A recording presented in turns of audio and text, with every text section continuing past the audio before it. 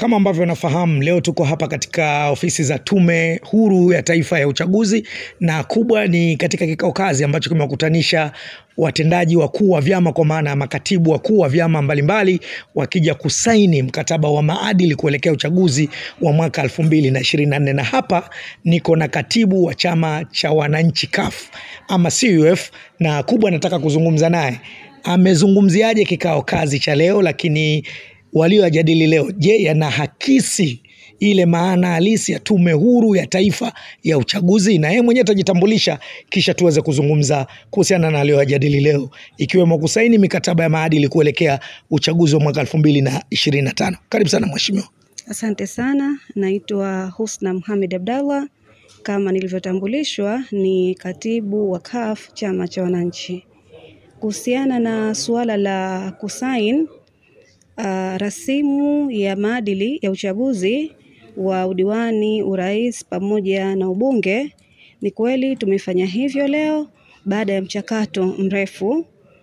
Tulianza kukabidhiwa nakala ya kwanza na tulipitia kama chama, lakini pia tukapata fursa ya kutoa maoni yetu kupeleka katika Tume Huru ya Uchaguzi, lakini tukaletewa rasimu baada ya marekebisho yaliyotokana na maoni yetu, na leo tumekuja kusaini rasimu hiyo. Rasimu ina mwelekeo mzuri, rasimu ina maadili mazuri.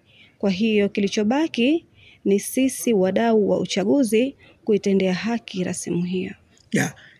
Kulikuwa na changamoto mbalimbali ambazo vyama vya siasa nyinyi mlikuwa mkipigia kelele, ikiwemo swala zima la baadhi ya vipengele virekebishwe na Tume ya Uchaguzi. Kuna makosa ya kibinadamu ambayo time nyingine hutokea kwenye kujaza fomu kwa mgombea. Vipi maoni yenu haya na maombi yenu haya yamefanywa kazi na Tume Huru ya Taifa ya Uchaguzi? Hii leo ambayo tulikuwa tunaisign ilikuwa ni rasimu ya maadili. Sio sheria za uchaguzi, sio mabadiliko ya katiba. Kwa hiyo bado tunahitaji marekebisho, bado tunahitaji mabadiliko ya kikatiba. Lakini hii ni kama mwongozo tu utakao husiana na uchaguzi tunaotarajia kufanya katika mwezi wa 10 mwaka huu.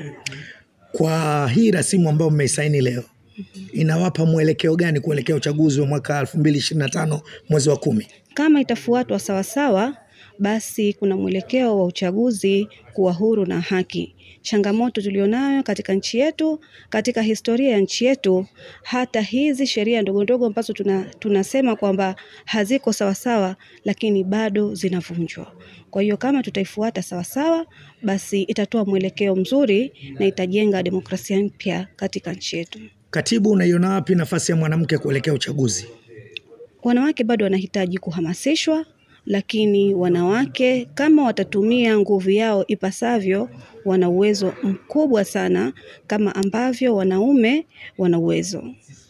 Nini watarajie wafuasi wa chama cha wananchi CUF Tanzania kuelekea uchaguzi na hizi ambazo hichi ambacho mmekuja kukifanya leo kisaini kama maadili? Kwa sababu moja ya changamoto inaonekana ni ukosefu wa maadili kwa wafuasi wa vyama, na baadhi ya viongozi pia wamekuwa wakikiuka haya makubaliano ya maadili.